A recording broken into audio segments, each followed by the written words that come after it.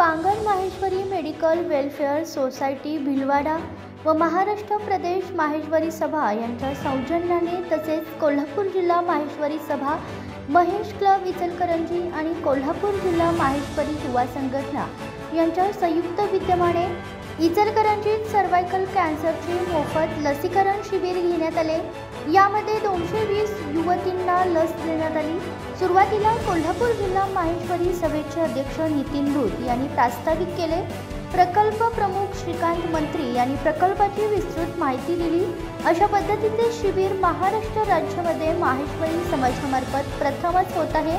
आजच्या काळासाठी अशी शिबिरे अत्यंत आवश्यक आणि लाभदायक असल्याचे मत प्रदेश मंत्री सत्यनारायण सारडा यांनी व्यक्त केले।